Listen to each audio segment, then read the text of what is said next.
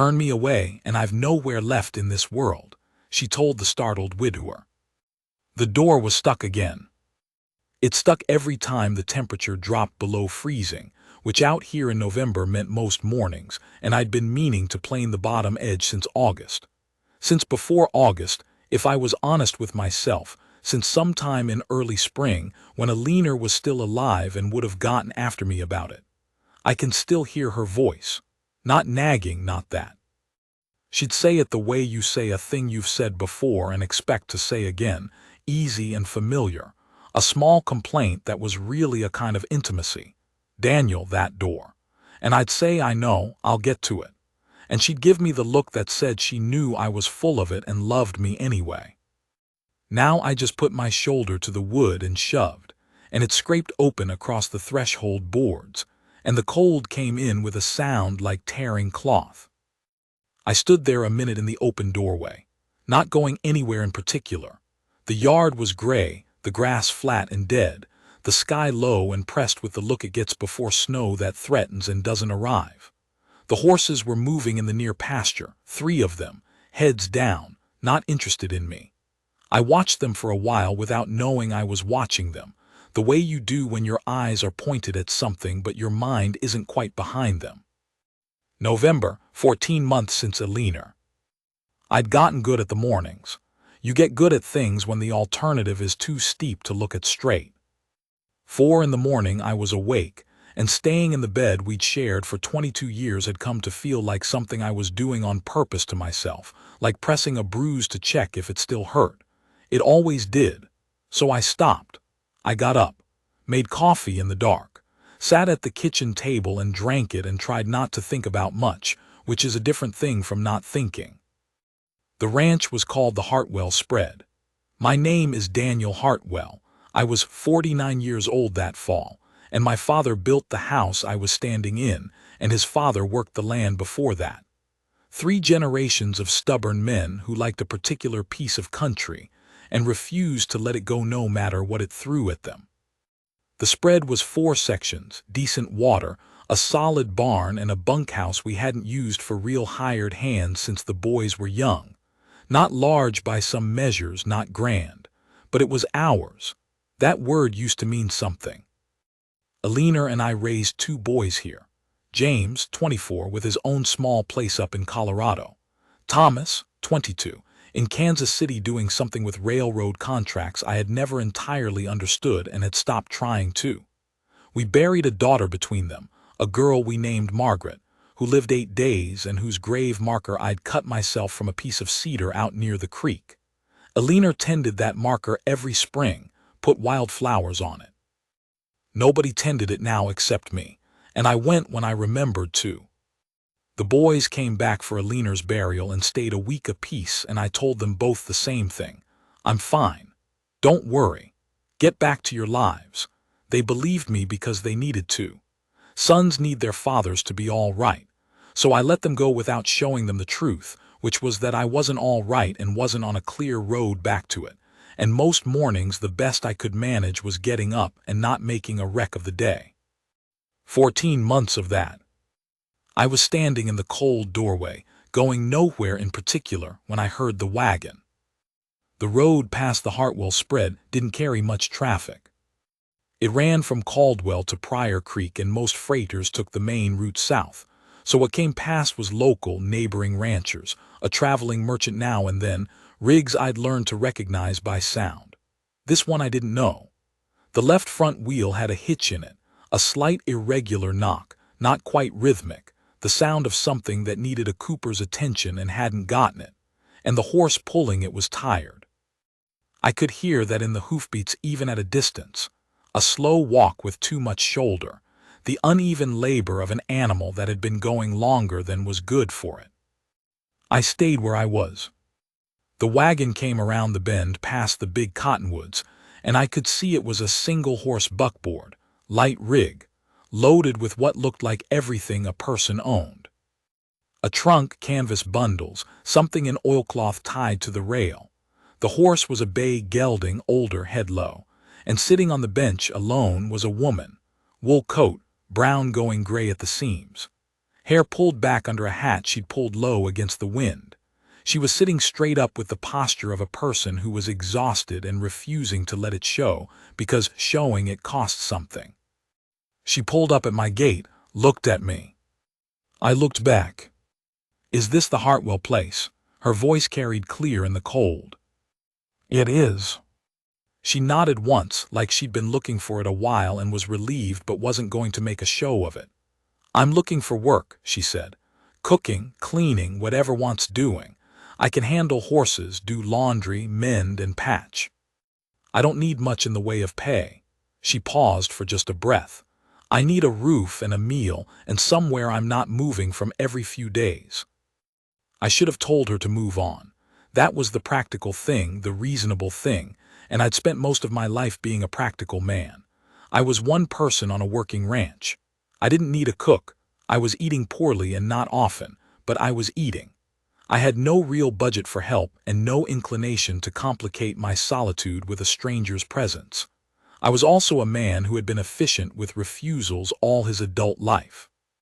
Alina used to say I could say no faster than any man she'd known, and she wasn't always saying it kindly. But she was tired. I could see it in the set of her shoulders under that thin coat, in the way she was holding the reins, the grip of someone who'd been holding on for a long time without letting themselves stop. And there was something in her look that wasn't asking for pity. That was the thing I noticed first. It was a plain look. "This is where I am, this is what I need" look, and I respected that more than I expected to. What I said was, "Come in out of the cold, and I'll put coffee on." Her name was Ruth Calloway. She'd come from Missouri by way of Kansas, and before Kansas a place she mentioned once and didn't elaborate on, and before that a town in Missouri called Birch Creek that she named exactly once and then seemed to decide she'd said enough. She had no family she was willing to name. She was somewhere in her early 40s, a woman who'd worked hard and lived in weather, her face fine-boned but not soft, with dark eyes that were level and gave very little away unless she meant them to. She sat at my kitchen table and drank the coffee I put in front of her, and looked around the room with the frank, appraising eye of a woman who was calculating what needed to be done to it and in what order. "How long since this floor was scrubbed?" she asked. "I couldn't tell you." She nodded the way you nod when you've received the answer you expected. She didn't say anything unkind about it. She moved her eyes to the stove, then the window, then back to the cup. "I want to say something before we go further," she said. "All right. I'm not a charity case. I'll work for what I'm given and I'll work square and I'll want the same back. Straight dealing." She looked at me steadily. "And I'm not looking for anything beyond what I said. Roof and work, that's the sum of it." "I understand," I said, and I did. Whatever she thought she needed to protect herself from, I wasn't it. I was the least dangerous thing she was likely to encounter. I was a tired man in a cold kitchen who wanted nothing complicated. She finished the coffee, went outside on her own, unhitched her horse, found the lean-to, grained him, checked all 4 hooves before she stalled him. She knew horses. She came back in and I showed her the boys' room, 2 narrow beds, a window facing the east pasture, nothing special, and she set her bag down and looked at it without making a face about it. "It'll do," she said. She started working that afternoon, not scoping things out for later. Working now this afternoon in this kitchen, found an apron in her bag, put it on, got down on her knees and scrubbed the floor. She cleaned the stove, which had gotten into a condition I'll admit to. She went through the root cellar and came back with a list of what was there and what was needed, written on a scrap of paper in a tight, clear hand. And by supper time there was food on the table. Real food, a stew with actual vegetables in it. Bread that wasn't a brick, coffee that hadn't been sitting since morning and gone to vinegar. I sat across from her and ate and didn't talk much. That was fine by me. I'd lost my taste for table conversation over those 14 months. Alina and I had talked through every meal for 22 years, the ranch, the boys, the small daily inventory of a shared life, and eating in silence since she died had never stopped feeling like something was wrong with the air in the room. A presence-shaped absence. But Ruth Calloway wasn't offering small talk, wasn't asking for it either, and somehow that made the quiet different. Not empty, just quiet. The snow came overnight, 6 inches by the time I rose at 4, still going. I dressed in the dark and went out, and when I opened the barn door, Ruth was already in there. She'd been up before me. She'd grained the horses and was breaking ice on the water trough with the hatchet from the tool hook which she'd found herself, which was exactly where I kept it.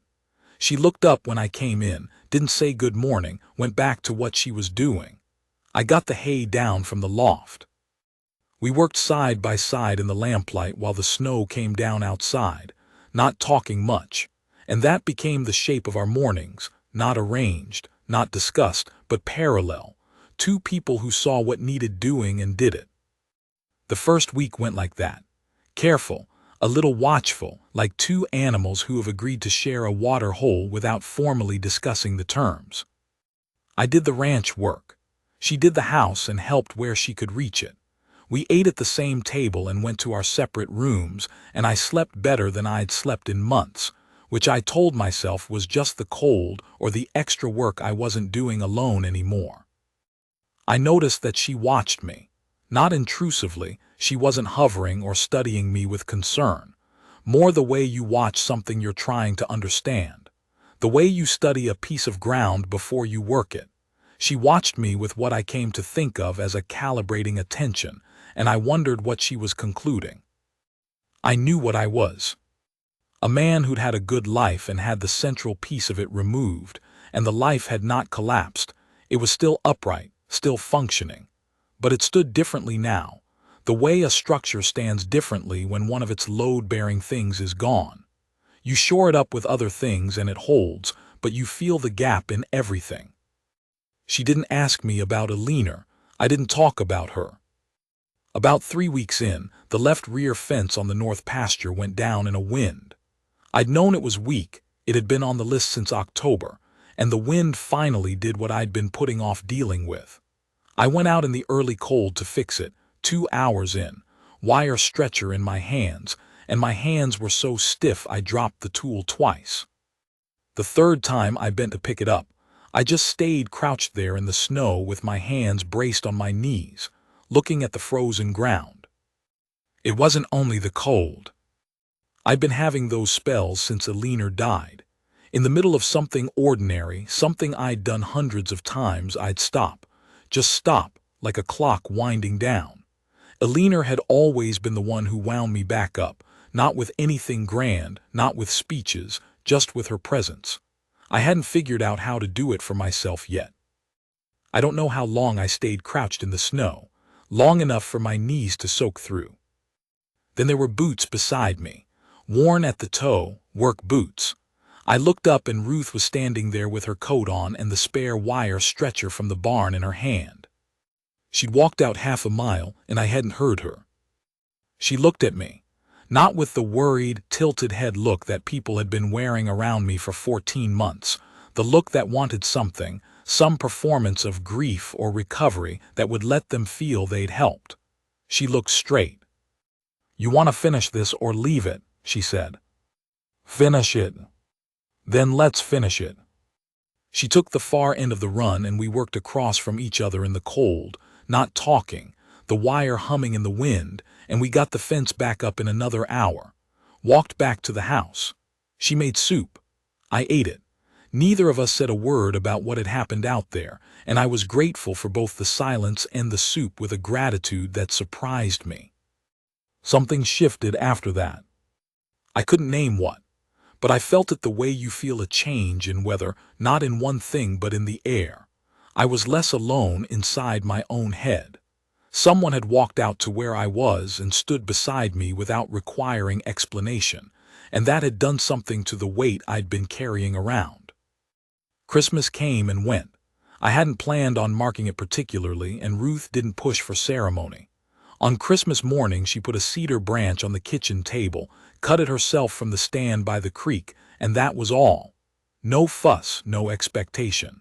I looked at it over my coffee and felt something that was close to peaceful, more than I'd expected.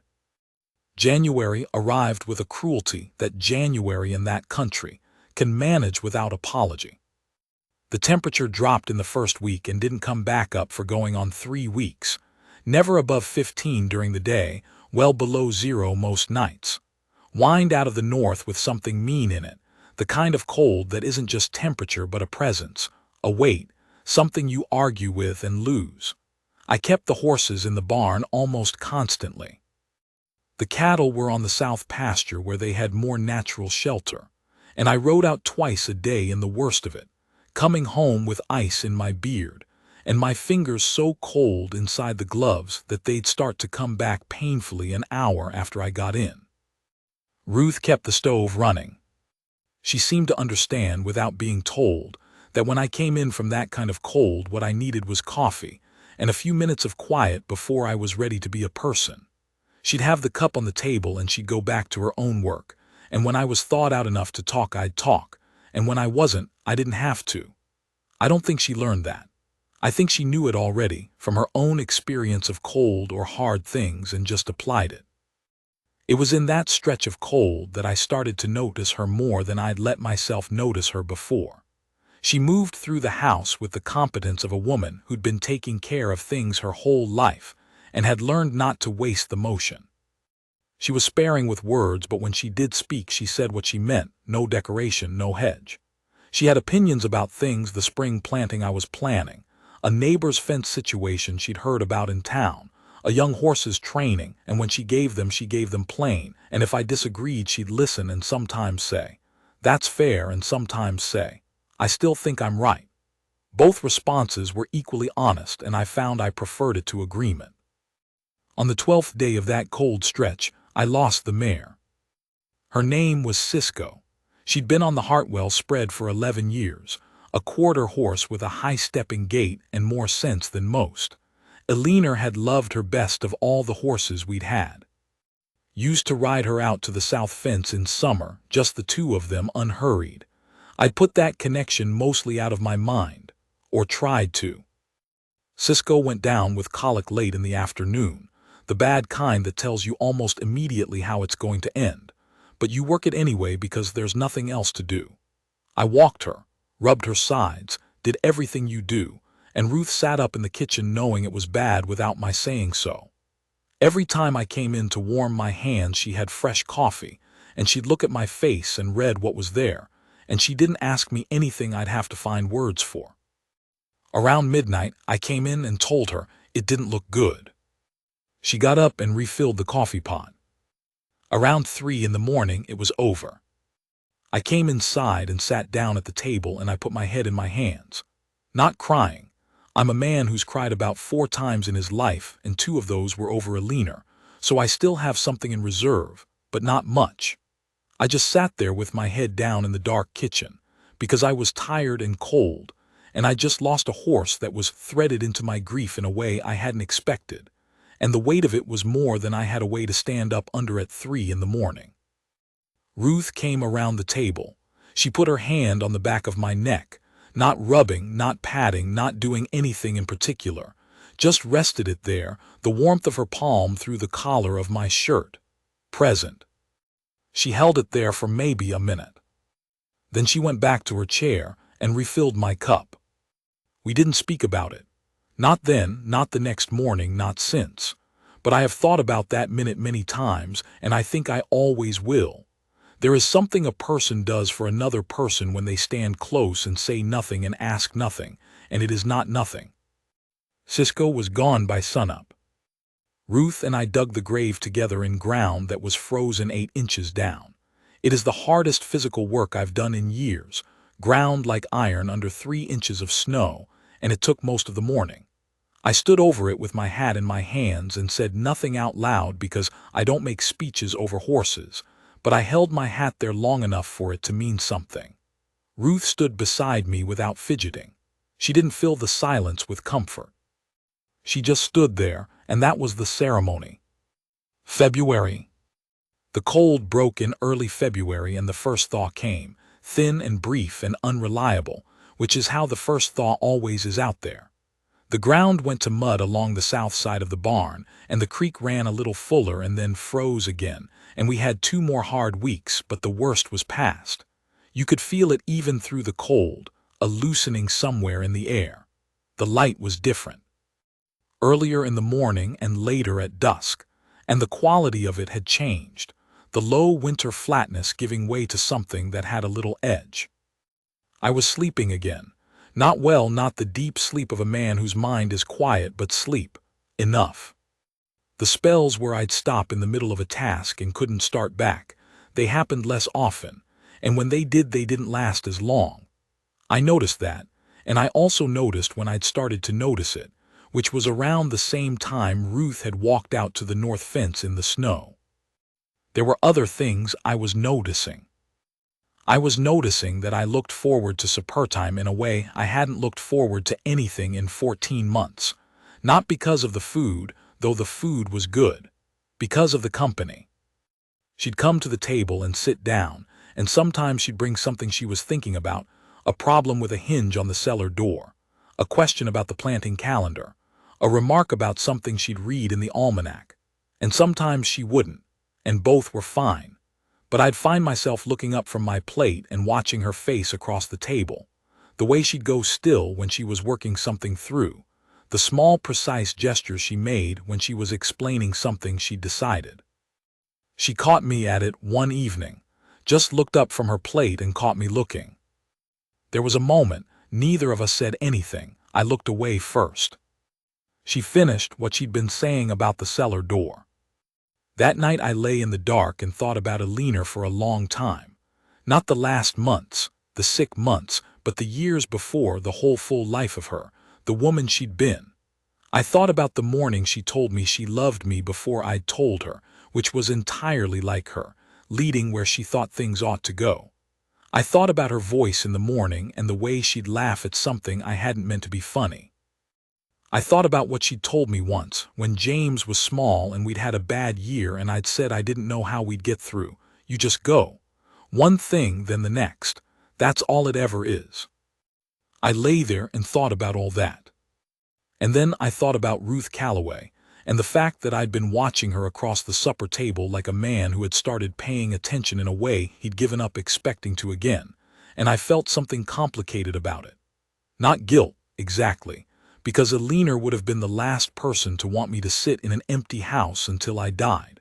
But something like tenderness toward the past, toward what had been ours, a needing to honor it before I let myself think about what was coming. The morning after, I was at the far corral resetting a post the frost had heaved. Ruth came out around midday with my coffee. She'd been doing that when I was too far from the house to come in easily, and I'd gotten used to it more than I'd admitted to myself. She handed me the cup and stood beside me, looking out at the mountains. "I want to say something," she said, "and I need you not to take it wrong." "Go ahead." She was quiet a moment, that stillness of hers when she was gathering herself. "When I pulled up at your gate in November," she said, "I meant what I told you. I was out of road. Every word of it was true. I had nowhere to go and I was cold and I needed work." She paused. "But that's not why I'm still here." I held my coffee cup and looked at the mountains. "You're a good man," she said. Not softly, not the way women sometimes say things to manage men and give them what they need to hear. She said it the way she said most things, straight and level, like a thing she'd observed and thought about and concluded. "You're quiet about it. Quiet enough that I think you may have forgotten it yourself, but I see it every day and I thought you ought to know that someone sees it." She wasn't looking at me. I was glad she wasn't because I didn't know what my face was doing. There was something happening in my chest that I hadn't allowed to happen in a long time, a loosening, the way a hand feels when it's been clenched for so long it's forgotten what open means, and then something touches it, and it opens, and it hurts. Not a bad hurt. The kind that means blood coming back to something that went numb. "You don't need to say anything," she said. "I didn't say it to get a response." The wind moved through the dead grass, and it bent and came back up. Alina would have liked you, I said. She turned and looked at me then. I met her eyes. There was winter cold in her cheeks, and her eyes were steady and dark, and what was in them wasn't pity and wasn't performance. It was something plain and honest, like most things about her. "That's a good thing to say," she said. "It's just true." She took the empty cup when I finished and walked back toward the house, and I stayed at that fence post for a while after she was gone, watching her go, and I thought, well, there it is, whatever it is. March. March came in cold and cantankerous the way it always does in that country, making promises it wasn't ready to keep. The first 2 weeks still had frost, the nights dropping down again after you'd let yourself believe the worst was over. Then the third week came, and there were afternoons warm enough to take your coat off, and the first green was pushing up along the creek, the kind of small tentative green that looks like it's not sure it's safe yet. I had the door down in the first week of March. Finally. I'd put it off all winter on account of not wanting to leave the house open in the cold, which was partly true and partly just my old habit of putting things off, and now I got it down and set it on sawhorses and planed the edge right. The wood came off in thin curls, and the smell of fresh pine was the smell of spring coming and of finally getting to something. I rehung it with new hardware, and it swung clean and quiet and opened without complaint. I closed it and opened it 3 times just to feel the difference. Ruth watched me do it from the doorway. "It only took 4 months," she said. "I got here." "You did," she said, and there was something in her voice that wasn't just about the door. The spells were mostly gone by March. I noticed that. The stopping in the middle of things, the clock running down, it still happened sometimes, but rarely and briefly. I thought about when it had started to ease, and the answer was always the same. Around the same time, a woman had walked out to the north fence and stood beside me in the snow without requiring anything. I thought about that, the way you think about something that happened to you that you're still not entirely sure you deserved. We were at the table in the last week of March, nothing particular about it. She was mending and I was going over the spring supply list, and I set the list down and looked at her across the lamplight, and she kept her eyes on her work. "Are you planning to stay on?" I said. She worked the needle through twice. "Do you want me to?" she said. I thought about how to say it right. I'd never been a man with a gift for this kind of talk. Alina used to say I expressed myself better on horseback than at a table, and she wasn't wrong. "I'd like you to stay," I said. "Not on account of the work, though the work is real. Not on account of eating decently, though I'm better for it." I stopped a second. "I'd like for you to stay because I'm better for having you here. And I think you know what I mean by that." She set the mending in her lap and looked at me. "You're not an easy man," she said. "I know it. You've got a quiet that can build into a wall if you let it. I know that too. I've watched you let it and not let it this winter, both. What did you decide?" She was quiet for a moment, that assessing stillness of hers. "I know what I'm looking at," she said. "I've known it for a while and I'm still here. That's the answer." I reached across the table and put my hand over hers. She turned her hand slowly and held mine back, her fingers dry and rough from work and warm, her grip not tentative, not grasping, just present and certain. The lamp burned low. Outside, the first frogs had started up down at the creek, a thin, early chorus, which meant it was warm enough for that. We sat like that for a while. No speeches, no declaration I had to find words for, just her hand in mine and the lamp and the frogs and the door that finally didn't stick anymore. She was still there in the morning. April and May came on soft and the ranch woke up the way it does, the way it had every spring for 30 years, the way it would for 30 more.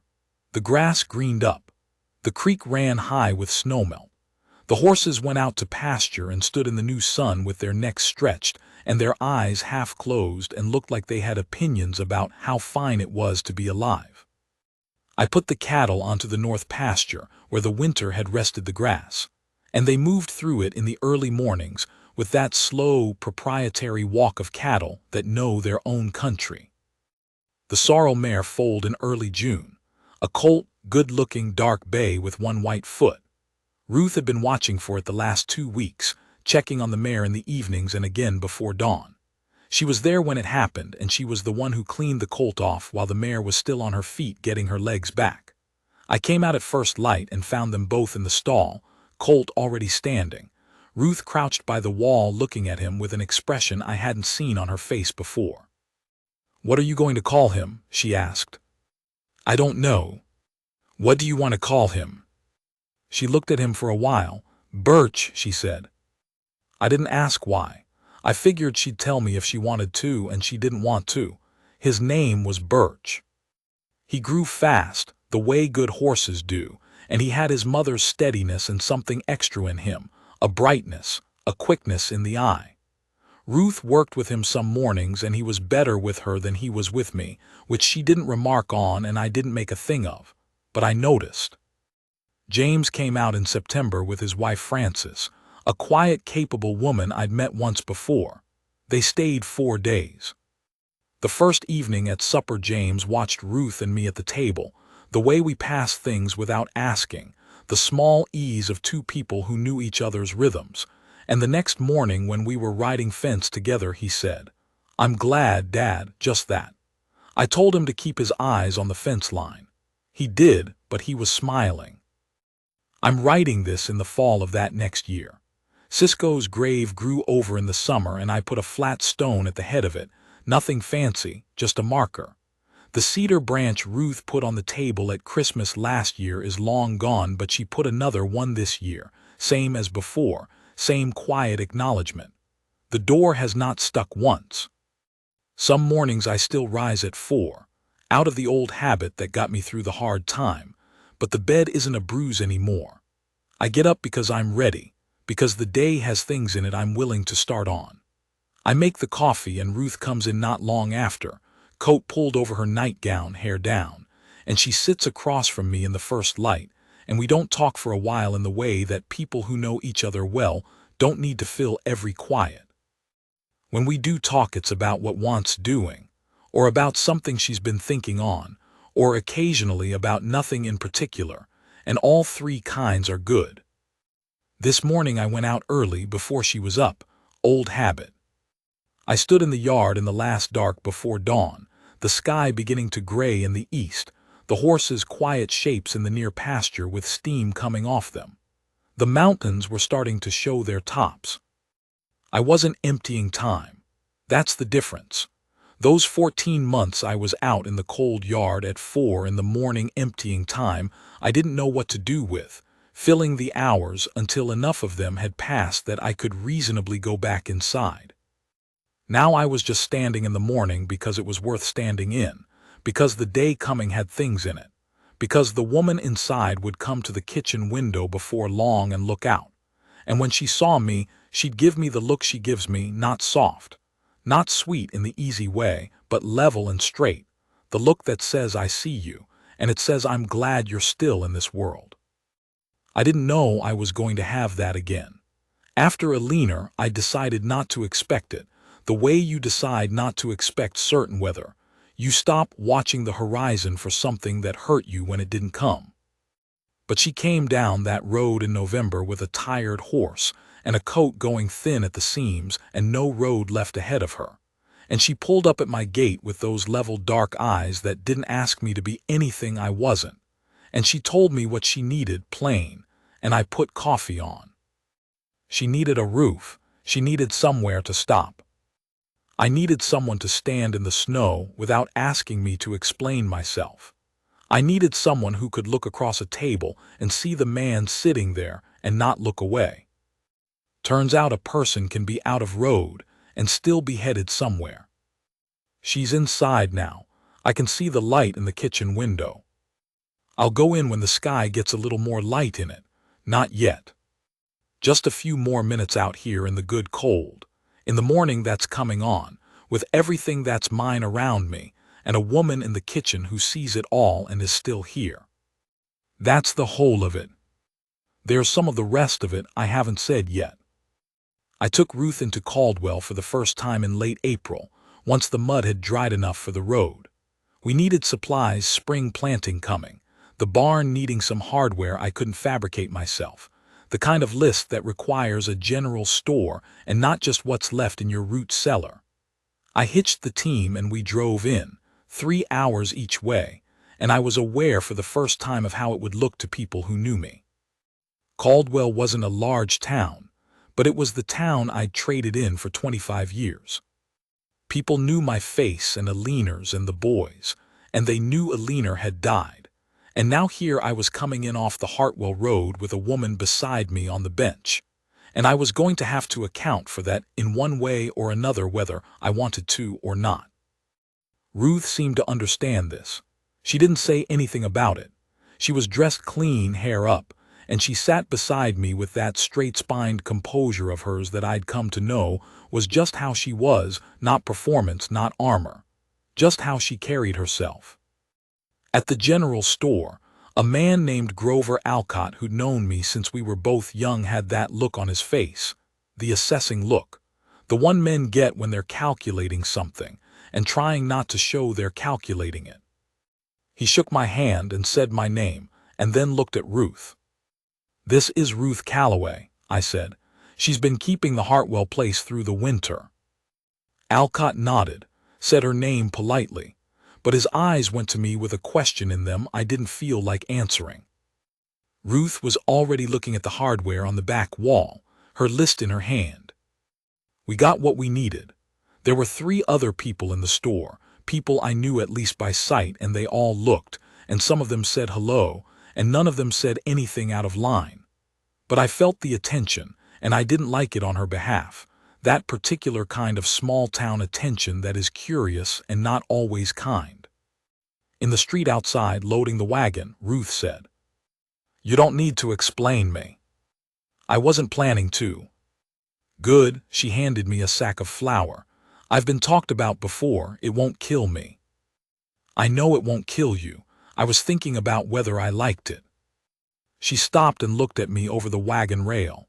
"You don't," she said, "but it's not going anywhere. People will say what they say." "I'm aware of that." She studied me a moment. "Is it a problem for you?" I put the flour in the wagon and looked at her. "Not even a little bit," I said. She nodded once and went back to loading, but there was something around her eyes that hadn't been there before. Not much, just a little. There was also the matter of Carl Prentice. Prentice ran the spread southeast of mine. 3 sections, decent operation, and he'd been a neighbor of mine for 20 years. We'd gotten along well enough over that time, traded work now and then, respected each other's fence lines, been useful to each other in the ordinary ways of men whose land touches.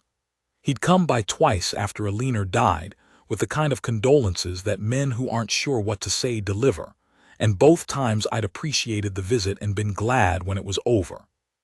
He came by in late April, one morning when I was out at the barn, and Ruth was in the house. He came to the door of the barn and stood there with his hat in his hands looking in. "Hartwell," he said. "Got a minute?" "I've got a minute," I said, and went on with what I was doing, which was patching a section of leather harness. I stayed working, made him come in if he wanted to talk. He came in, stood nearby with the hat. "I heard you've got a woman staying on the place," he said. "I've got a hired hand," I said. "Ruth Calloway, she does the cooking and housekeeping." "Sure," Prentice said. Then, after a pause, "Only thing is, Daniel, and I'm saying this as a neighbor, is that there's talk about the arrangement. Some of the women in town have got opinions about a single woman in a widower's house. Not saying it's fair, I'm just saying it's happening." I set the harness down and looked at him. "Prentice," I said, "I appreciate that you came out here personally instead of letting me hear it sideways. I do, so I'll answer you straight." I picked the harness back up. "What happens on the Hartwell spread is Hartwell business. That's always been true, and it'll keep being true. If people in Caldwell have opinions about my household, they can keep them in Caldwell." Prentice looked at the ground, then back at me. He wasn't a bad man. He was a man who lived in a world that ran on other people's opinions and had spent his whole life managing that. "Fair enough," he said. He put his hat on and left, and we never spoke of it again. That evening I told Ruth what had happened, not to alarm her, just because I thought she ought to know. She listened with that still expression of hers. "Is it going to cause you problems?" she said. "Real problems, I mean, with business, with the bank." "No." "You're sure?" "The Hartwell spread has paid its accounts for 3 generations. I'm not worried about the bank." She looked at the table. "I can go," she said. "If it causes more trouble than it's worth. I'm not saying I want to, but I can." I looked at her. "Ruth." She looked up. "I just told you it's not a problem. I meant it. You're not going anywhere on account of Carl Prentice's opinion." A moment, then she said, "All right." "All right," I said back. We went back to eating. But the offer she'd made, "I can go," I held it in my mind for a while, because there was something in it that told me more about her history than she'd ever said in plain words. She'd been somewhere before this where she'd had to go, where it came down to that. And the fact that she'd laid it out plain, not as a threat, not manipulating, just as an option she was putting on the table because she thought I deserved to know she'd take it if I needed her to, that was its own kind of trust, and I didn't take it lightly. I thought about asking her sometime that spring about Birch Creek, about Missouri, about the things between here and there that she hadn't said. I thought about it and decided against. She'd tell me when she was ready to tell me, and if she was never ready, she'd had her reasons, and I trusted those reasons to be good ones. What she did tell me, one evening in May when we'd been sitting on the porch after supper watching the last of the light go off the mountains, she told me without me asking. She'd been married, a man in Missouri, which accounted for Birch Creek. He'd died 4 years back, not in any dramatic fashion, just of sickness, a winter fever that took him in a week, which is how those things go sometimes and how they don't feel fair. They'd had no children. After he was gone, she'd stayed in Birch Creek for 2 years, and then the staying had stopped making sense, and she'd started west by stages, not looking for anything specific, just moving, which is what some people do with grief when they can't be still anymore. She said all of that looking at the mountains, not at me. "I wasn't running from anything," she said. "I want that clear. I just stopped being able to explain to myself why I was staying in a place that had more past than future in it." "I understand that," I said. She looked at me then. "I thought you might." I thought about the Hartwell spread and how many mornings I'd stood in the yard at 4 in the morning, with nothing ahead of me that I was trying to get to, just getting through. "The difference," she said and stopped, reconsidered. "The difference is that I knew I was done in Birch Creek. You didn't know you were done with whatever you were doing when I got here. You were just going through it. It might have kept going indefinitely." "It might have," I said. "And then I pulled up at your gate. And you pulled up at my gate." She looked back at the mountains. The last light was leaving them, the tops going from gold to gray to the flat nothing of nightfall. The frogs were going down at the creek. "I didn't plan it," she said, "if that's what you're thinking." "I wasn't thinking that. I didn't come to your gate thinking anything except that I was cold and needed work. I want you to know that's true." "I know it's true," I said. "You're not a person who manages things from a distance.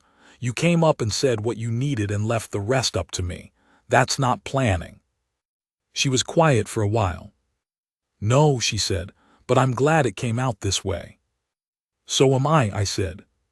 We sat on the porch until it was full dark and the stars were out, and the air had the cold edge that even May nights have at that elevation, and then we went in.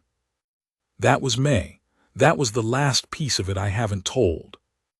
The summer went the way summers go on a working ranch, full, grinding, satisfying in the way that only work you can see the result of is satisfying. Haying in July, which Ruth helped with, working a rake from horseback better than I expected. The vegetable garden she'd put in did well, better than it had in years, because she worked it where Alina had tended it and I had let it go. Tomatoes and beans and squash, and the particular kind of sweet corn that Alina had always grown from seeds her mother had given her, which I'd kept going for 3 years on stubbornness, and which came up strong that summer under Ruth's hand. At the end of July, we had 3 days of hard rain that put the creek over its banks and took out my footbridge, and the two of us rebuilt it, not a big structure, just a plank bridge wide enough for a horse. But it took 2 days of work with wet wood, and I cut my hand badly on a nail, and Ruth cleaned and wrapped it, and then told me I was going to need to let it alone for a day, which I didn't argue with.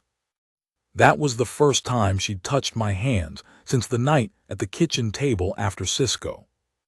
I don't know why I've remembered that as clearly as I have. The summer was good. I'd forgotten that summers could be good, not just endurable, not just the work of keeping the ranch alive, but genuinely good. The kind of summer you're aware of while it's happening. I was aware of it. So that's the whole picture now. She's inside. I can see the light in the kitchen window, and before long she'll come to look out and she'll see me standing here in the early cold and she'll give me the look she gives me. Not soft, not easy sweet, but level and certain. The look that says I see you. The look that says I'm glad you're still here. I didn't know I was going to have that again. After Alina, I decided not to expect it. You stop watching the horizon for whether that hurt you when it didn't come. You learn to do without. But she pulled up at that gate with a tired horse and a thin coat and eyes that didn't ask me to be anything I wasn't. And she told me what she needed, plain, and I put coffee on. I was a man who'd had the central piece of his life removed, and the life had held its shape, but it stood differently. And I was getting through it the way you get through hard country, head down, one foot, then the next. Then she was here, and she saw what I was, the full truth of it, the quiet that builds into walls, the stopping in the middle of things, the man who would plane a door for 14 months and not get to it. She saw all of it, and she was still here. That's not a small thing. That's not a thing you can minimize or call luck or set aside.